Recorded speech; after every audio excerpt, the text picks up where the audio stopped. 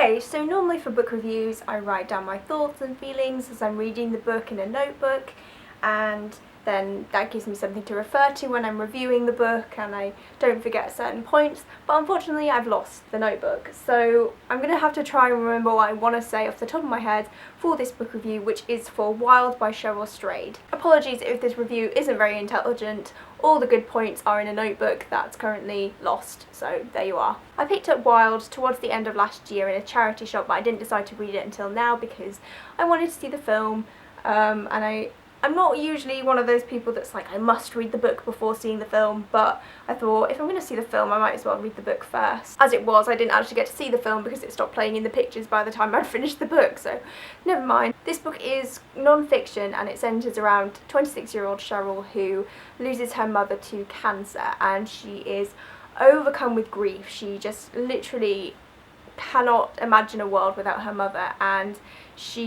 her marriage breaks down, she turns to drugs, she has affairs, her brother and sister become estranged, and her whole kind of life just turns upside down, and she just becomes a complete shadow of her former self. She then learns about this PCT, which is the Pacific Crest Trail in America.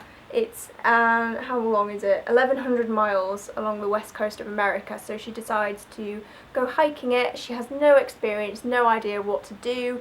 She just buys a backpack and literally just goes one day. The whole book centres around her journey and how she changes as a person, how she comes to realise what life is and who she is, and it was a very, very interesting book. The story started with the loss of her mother, and it was a very, very sad couple of chapters to read. Obviously it's not fiction, she's been through this, so she was very honest, and it was incredibly heartbreaking to read, and I've never lost anyone to cancer, but I can't imagine losing my mother like that. Just being so close to a family member and just losing them would just be absolutely horrendous. Saying that, I don't like the character of Cheryl at the beginning of the novel. It's not a character because it's her real life, but just certain things that she did, I didn't like. She lost her mum, which is very, very difficult, but she almost used it as an excuse to then cheat on her husband, which is fine if she's not happy with her marriage, but her husband was an incredibly loving man and they had a very good and healthy relationship, but she cheated on him with this fella, and the fella got her into drugs, so she started using drugs, and you know, none of this is out of the ordinary really. It's something that we all hear about, drugs and affairs and things like that, but for me it just made her a little bit unlikable. There's a certain sentence in the start of the book, we're 57 pages in, so there's no real spoilers in this, but it's just a sentence that I just really, really made me dislike her. It says, "When Amy and I reached Minneapolis, I waved her off at her exit, but I didn't go to mine. Instead, I drove to REI and I bought the Pacific Crest Trail Volume 1, California, and took it back to my apartment and stayed up all night reading it. I read it a dozen times over the next months. I got an abortion and learned how to make dehydrated tuna flakes and turkey jerky, and took a refresher course on basic first aid and practiced using my water purifier in the kitchen sink." I had to reread that sentence a few times because to mention something like abortion so casually in the same sentence as making tuna flakes, just made me very angry with her. I suppose she's been very honest, and that's something that I appreciate, and I do like the way she included everything that we needed to know. She didn't omit anything, but I just think to have abortion and mention it so casually, not even go into depth, she just had an abortion and make turkey flakes. It's just something about that, I just didn't like her. And I thought, am I going to be able to read a book about this woman who, at the moment, I just really don't like, and I don't actually care if she finishes the trail now, because she's just done a couple of things that just really grated on me. But as the book goes on, she changes, she matures, and by the end of it, I actually, I liked her and I was cheering her on. That was the only really negative for me. I really, really enjoyed the rest of this book. What I liked about it was it didn't have a lot of jargon in it. It didn't have lots of specialist language to do with climbing and temperature and altitude and all this. So I was relieved to see this was a lot more about her feelings,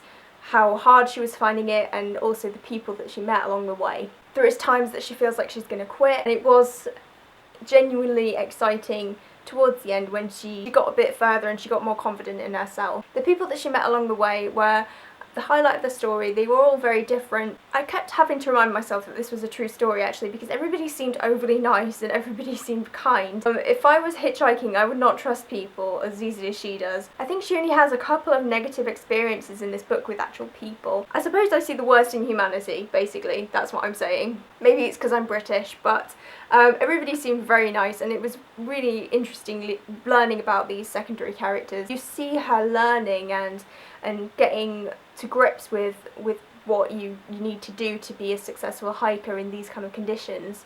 You see her using her purifier in the right way, and she has a massive backpack at the start called Monster that has way too much stuff in it. She carries a load of books, which I would probably do if I was a hitchhiker, I'm not gonna lie. But once she reads the pages, she tears them off and burns them, so she keeps on shedding weight. So she does learn, and she does, you know, grow. As well as a physical journey, it is very much an emotional journey. There's really nice flashback moments sometimes, giving us more detail about her mother and her brothers and sisters growing up.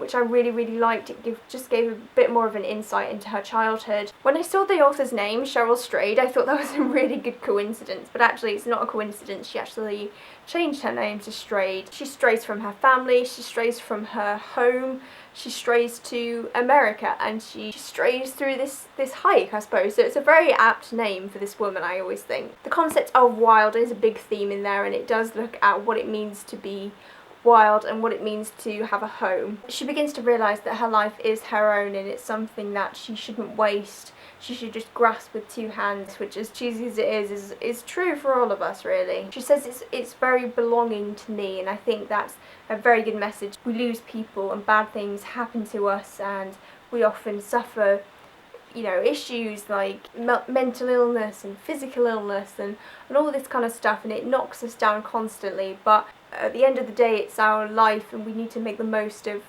what we have and who we have in our lives as well. And I think it's a very important message that she raises in this book. Overall, I loved this book. I thought it was fantastic. Such a good escape from essay season as well. Descriptions of the places she went were fantastic. I did grow to like the character. She's not a bloody character. I did grow to like the author eventually. It just took a good few chapters, but I did eventually grow to like her and her journey. Everybody should definitely check this book out. It is fantastic and well worth a look. That's all from me, guys. I hope you're having a wonderful day. Thank you for watching my review, and I will see you in my next video. Bye!